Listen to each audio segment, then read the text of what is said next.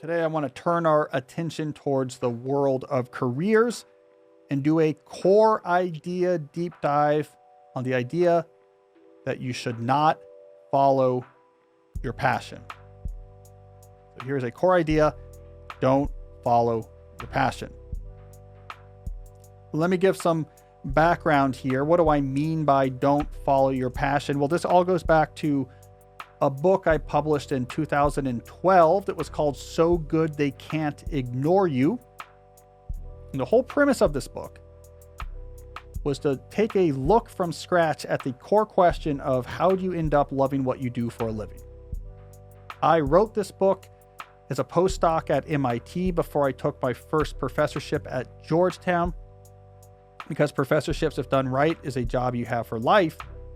My thinking was if there was any time in which I would get a lot of leverage out of understanding what makes people end up loving what they do for a living, this was the time that I would get the most leverage out of it. This was the time I needed an answer to that question. This was a time in which I was cementing what my professional life was going to look like. And I said, I better understand how people end up loving their work before I start setting into stone career trajectories that are hard to otherwise later change. And so I went and I researched and wrote this book as a postdoc at MIT, trying to answer the question, how do people end up loving what they do?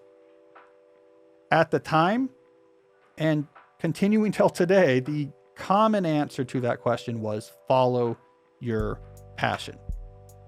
It's by far the most common answer, especially in the American context. There are definitely some regional differences here, but definitely in the American context. It didn't take much pushing to realize that there are problems with this advice. Number one, a lot of people, and by a lot, I mean most, don't have clearly defined pre-existing passions that they can identify to then follow. Real issue if you talk to a bunch of, let's say, 22-year-olds just coming out of school and say, look, you got to follow your passion or you're going to be, a miserable sad sack. And they say, well, what's my passion? I don't know. That's a problem.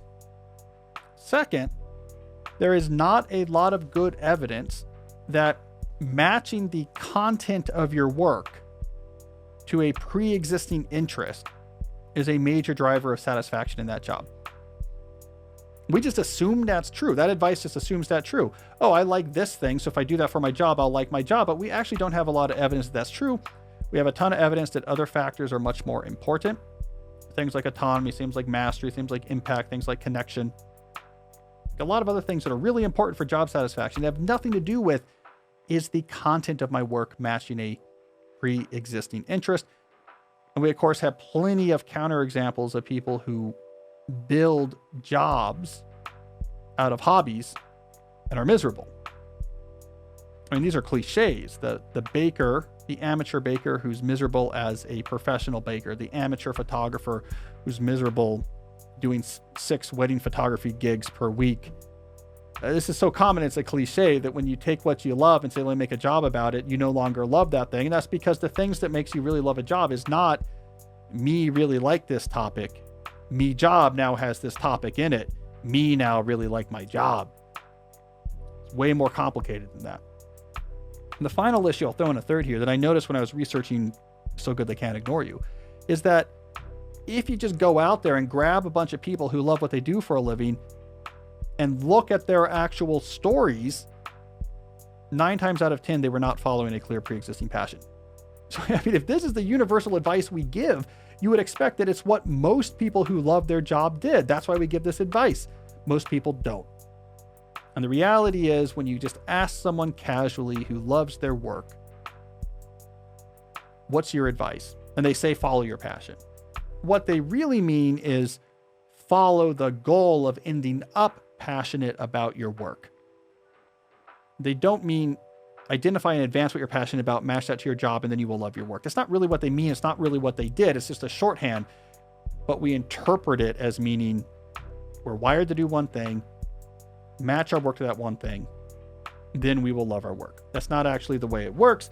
And you know what? We can't blame people for falling back on that shorthand, because the reality of what really matters for building a career you love is complicated. We're about to get into it. It took me a year of research to really untangle this storyline. So we should not expect that when we grab some entrepreneur in a magazine interview and say, what's your advice, that they'll have this all figured out. They just say, follow your passion, but they don't really mean it, because it's not really what they did. They followed the goal about being passionate about their work, and how they got there was complicated.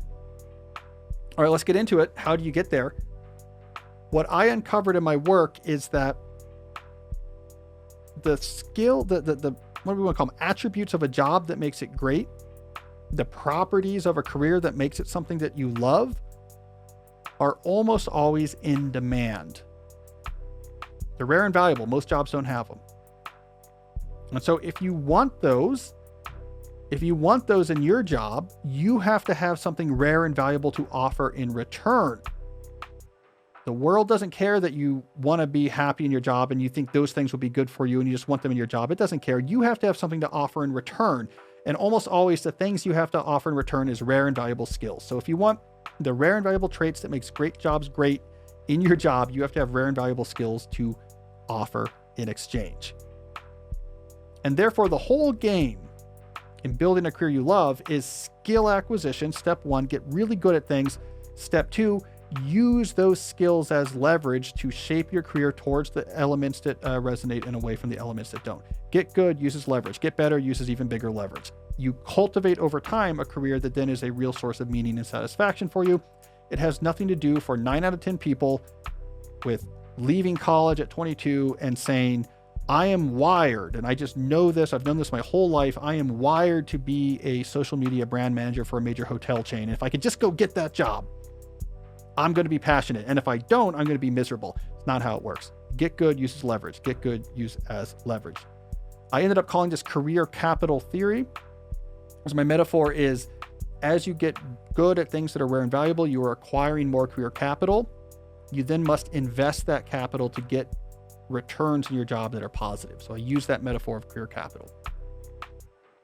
2 quick follow-up. 1, how do you do that? How do you get good at things? How do you build rare and valuable skills? The short answer is deliberate practice.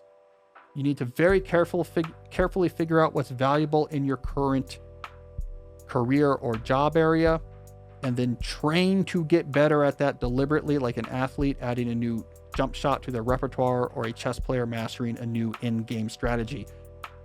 Specific activities designed to stretch you past where you're comfortable on things you know are valuable. You got to be training yourself to get better. That's how you get career capital fast. That's how you move towards passion very quickly. 2, how do you know what to do with that career capital? How do you know, like, what do I want to invest that career capital to get in exchange? When I say you want to invest that capital to move your work towards things that resonate and away from things that don't, you might be suspicious that I'm just being circular here and somehow it all comes back to some pre-existing passion. But no, it's much more complicated here. What do I mean by moving your work towards things that resonate away from things that don't? What you need to do here is what we call on this show lifestyle-centric career planning. You have to, through reflection and experimentation, fix in your mind a very clear image of what you want your life to be like. All the elements of your life. You're really like imagining typical days in a way that just you feel this intimations of that's right. That's what I want my life to be like.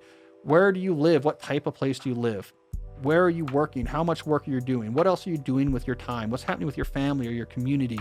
Are you in the woods all day? Are you in a high rise? Are you in this vision? Are you a master of the universe type that's making deals and moving things?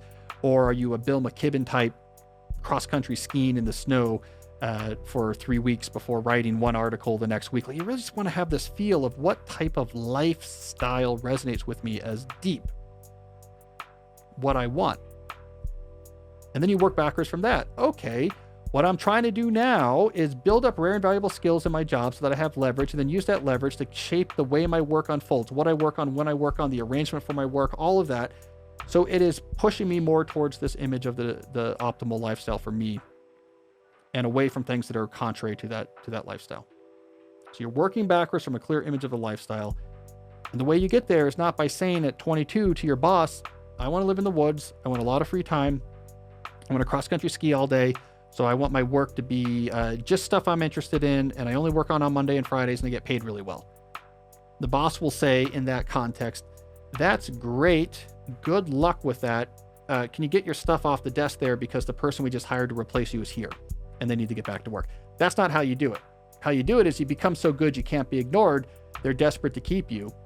And now you're able to start adjusting. Well, I'm going to work part-time, or I don't do this type of work. That goes to the entry level. I'm not at the entry level anymore. Or pay me by my performance. I want to shift to a pseudo consulting type contract. You pay me by my performance. All of that requires, I have gotten very good. And that requires that you train. All right, so let me pull together these pieces. This is not as sexy as the Disney version fairy tale of you were wired for one job. And if you can figure out what that is, there will be fairy dust in the air and you'll be happy in your career from then on out. And conversely, if you don't like your job, if you find it hard or there's anything that's hard about it, that's because you have the wrong position. If you just quit and try something else, you're almost there. Then everything will be easy when you get the right job. The storyline I'm going to give you is much harder than that, but it actually works. So the compress everything I just said here. Don't obsess too much about what job you take. Yes, the choice matters, but any job that matches your interest in some sense and is going to give you good options, if and when you get better, is good enough. Don't obsess over some dream job or having just the right job. 2, train like an athlete. What matters? I'm going to systematically improve that skill. No one else in your job is going to be doing that, so you're going to start getting advantages opening up really soon. 3, use the resulting career capital as leverage to push your career towards things that resonate and away from things that don't. And your compass for that is lifestyle-centered career planning. Very clear image of what you want your days to be like, all the elements of your days. And so what can I do to make my life more like that and get away from the stuff that gets in the way? Do those 3 things. Give yourself 5 years. You will probably be pretty happy in your job. Give yourself another 5 years. You might be downright passionate about it. But then just what you have to do for me is when someone fresh out of college looks up at you and says, well, how did you do it? How do you have this cool job where you ski all day or whatever? Don't just say, follow your passion. Say, it's kind of complicated. Go watch this video at Cal Newport's YouTube page.